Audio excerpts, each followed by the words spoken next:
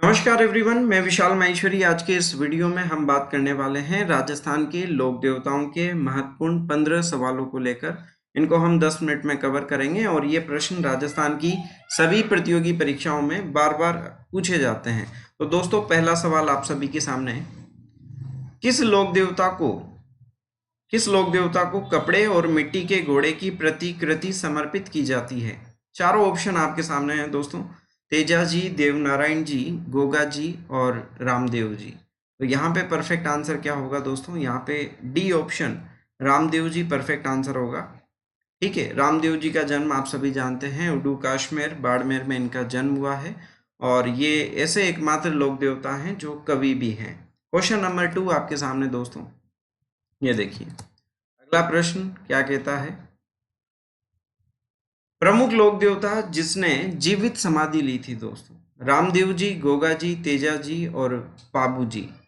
तो देखिए, अगर हम समाधि की बात करें तो यहाँ पे गोगा जी युद्ध करते हुए वीर गति को प्राप्त हुए थे। तेजा जी गायों की रक्षा करते हुए, और इसी के साथ पाबू जी। तो यहाँ पे बी, सी, डी तीनों ऑप्शन गलत है। और जीवित समाधि की बात की जाए तो यहाँ पे रामदेव जी परफेक्ट आंसर होगा। और रामदेव जी ने जीवित समाधि कब ली थी दोस्तों? 1458 में, 1458 में जीवित समाधि ली थी इन्होंने। क्वेश्चन नंबर 3 देखेंगे हम सभी। निम्न में से किस लोक देवता की फड़ सबसे प्राचीन व सबसे लंबी है? देवनारायण जी, हड़बू जी, तल्लीनाथ जी और फत्ता जी। तो यहाँ पे सबसे प्राचीन और सबसे लंबी फड़ किसकी है दोस्तों? देवनारायण जी की। ए ऑप्शन परफेक्ट आंसर होगा। और देवनारायण जी का मंदिर कहाँ पे है? आसिंद बिलवाड़ा में भी है और एक मंदिर हमारे निवाई में भी है। निवाई जो कि टोंक डिस्ट्रिक्ट में आता है। देवनारायण जी परफेक्ट आंसर होगा। अगला प्रश्न देखिए दोस्तों। अगला प्रश्न क्या कहता है? पाबू जी की घोड़ी, बताइए पाबू जी की घोड़ी का नाम क्या है? केसर कालमी, सुरसुरी, सिणगारी या लीलण। पाबू जी की घोड़ी का नाम, तो सही आंसर यहाँ पे हो जाएगा केसर कालमी। केसर कालमी परफेक्ट आंसर होगा। और अगर आपसे एग्जाम में पूछा जाए तेजा जी की घोड़ी का नाम क्या है, तो ध्यान रखिएगा, तेजा जी की घोड़ी का नाम क्या है? लीलण है। ठीक है ना?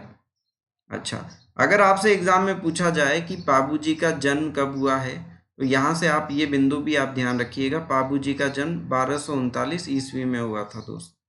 ठीक है, और पाबू जी ऊँटों के देवता माने जाते हैं। मारवाड़ में ऊँट लाने का श्रेय सबसे पहले पाबू जी को ही जाता है। क्वेश्चन नंबर 5 देखेंगे। ये देखिए क्वेश्चन नंबर 5। रूणीचा के बाबा रामदेव के अनुयायी किस पंथ के अंतर्गत समाविष्ट हैं? बाबा रामदेव जी की बात हो रही है। कामड़िया, नवल पंथ, बैराग पंथ या नाथ पंथ। तो बिल्कुल सही आंसर क्या हो जाएगा? कामड़िया पंथ हो जाएगा। ठीक है, और कामड़िया पंथ की स्थापना इन्होंने ही की थी, बाबा रामदेव जी ने। और बाबा रामदेव जी की एक शिष्या का नाम भी आप सभी जानते ही होंगे, जिनका नाम है आई माता। और आई माता के मंदिर की बात अगर हम करते हैं, ये सवाल भी एग्जाम में पूछा जाता है कि आई माता का मंदिर कहाँ पे है हमारे राजस्थान में। तो ध्यान रखना आप सभी, बिलाड़ा जोधपुर में आई माता का मंदिर है। और ऐसा कहा जाता है कि यहाँ दीपक की लौ से केसर टपकती है और उस केसर से भक्तों का इलाज होता है। बिलाड़ा जोधपुर परफेक्ट आंसर होगा। ठीक है, तो ये रामदेव जी की शिष्या है और ये लोक देवी के रूप में भी पूजी जाती है। अगला प्रश्न क्वेश्चन नंबर 6 आपके सामने है। ये देखिएगा, बहुत बढ़िया सवाल है, कई बार पूछा जा चुका है परीक्षाओं में। लोक देवता रामदेव जी ने किस सन में जीवित समाधि ली थी दोस्तों? समाधि की बात हो रही है, तो ध्यान रखिएगा, समाधि का समय मिलेगा 1458। ठीक है ना? और यही जो लोक देवता हैं रामदेव जी, इन्होंने ही भैरव नामक राक्षस का अंत किया था दोस्तों। भैरव नामक राक्षस, तो ये बात भी ध्यान रखिएगा, भैरव नामक राक्षस का इन्होंने ही अंत किया था।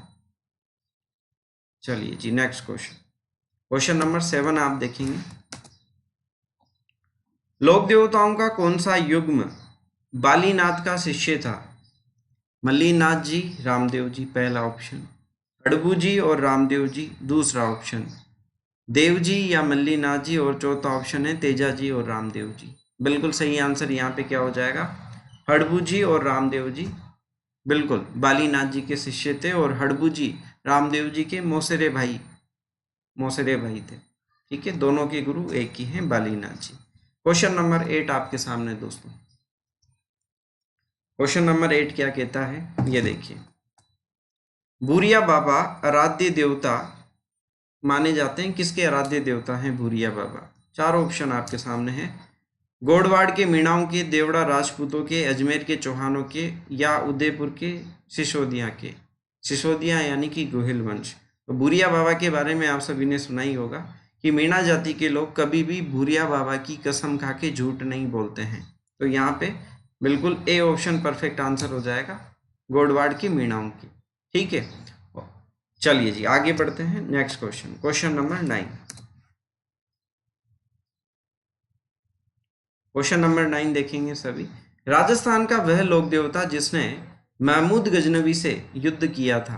तेजा जी, गोगा जी, पाबू जी और रामदेव जी। राजस्थान का वह लोक देवता जिसने महमूद गजनवी से युद्ध किया था। तो बिल्कुल यहाँ पे परफेक्ट आंसर क्या हो जाएगा, तेजा जी पहला ऑप्शन है और बी ऑप्शन है गोगा जी। तो परफेक्ट आंसर होगा गोगा जी। और दोस्तों ध्यान रखिएगा, गोगा जी को ही क्या कहते हैं, जाहर पीर कहते हैं। ये प्रश्न भी एग्जाम में पूछा जाता है कि जाहर पीर कौन से लोक देवता को कहते हैं? गोगा जी को कहते हैं। और गोगा जी का जन्म दोस्तों कहाँ हुआ था? ददरेवा चूरू में हुआ था। ये बात भी आप ध्यान रखिएगा, ददरेवा चूरू में जन्म हुआ था। नागों के देवता माने जाते हैं गोगा जी। अगला प्रश्न आपके सामने, क्वेश्चन नंबर 10। ये देखिए, बहुत बढ़िया सवाल है। वह लोक देवी जो रामदेव जी की शिष्या मानी जाती हैं। अभी हमने थोड़ी देर पहले इस प्रश्न पे जिक्र भी किया था, चर्चा भी की थी कि रामदेव जी की शिष्या कौन सी मानी जाती है? आई जी माता, आवड़ माता, बरली माता या रानी सती। यहाँ पे परफेक्ट आंसर क्या होगा, रामदेव जी की शिष्या मानी जाती है आई माता या आई जी माता। और इनका मंदिर मैंने थोड़ी देर पहले भी आपको बताया था, बिलाड़ा जोधपुर में इनका मंदिर आता है। दीपक की लो से यहाँ केसर टपकती है दोस्तों, और उससे श्रद्धालुओं का, भक्तों का इलाज होता है यहाँ पे। ठीक है, आई जी माता। चलिए नेक्स्ट क्वेश्चन, क्वेश्चन नंबर 11। लोक देवता पाबू जी का जन्म स्थान कौन सा है दोस्तों? कोलूमंड, सुरताखेड़ा, अमरसर या कुडू काश्मीर, बाड़मेर। तो यहाँ पे लोक देवता पाबू जी का जन्म स्थान पूछा है दोस्तों, तो आंसर हो जाएगा कोलूमंड, जोधपुर। और पाबू जी को दोस्तों क्या कहते हैं? ऊँटों के लोक देवता के रूप में पूजे जाते हैं। ये जब ऊँट बीमार हो जाता है तो पाबू जी की फड़का वाचन होता है, पाबू जी को याद किया जाता है, ऊँट बिल्कुल सही हो जाता है। ठीक है, तो कोलूमंड जोधपुर में इनका जन्म स्थान है। ऊँट लाने का श्रेय इन्हीं को जाता है। चलिए नेक्स्ट क्वेश्चन, आगे बढ़ता हूँ मैं। अगला प्रश्न देखिए। गोगा जी के थान किस वृक्ष के नीचे होते हैं? आप सभी ने ये सुना ही होगा, गांव गांव गोगा जी, गांव गांव खेजड़ी। ठीक है, तो नीम, बरगद, खेजड़ी या पीपल। तो यहाँ पे गोगा जी के थान के बारे में बात की जा रही है, तो यहाँ पे क्या हो जाएगा, खेजड़ी हो जाएगा। दोस्तों ध्यान रखिएगा, खेजड़ी का वैज्ञानिक नाम भी परीक्षाओं में पूछा जाता है कि खेजड़ी वृक्ष का वैज्ञानिक नाम क्या है। तो ध्यान रखिएगा, प्रोसेसिव सिनेरिया, ये इसका वैज्ञानिक नाम है। तो ये नाम भी आपको ध्यान रखना है। चलिए आगे बढ़ता हूँ मैं नेक्स्ट क्वेश्चन की तरफ।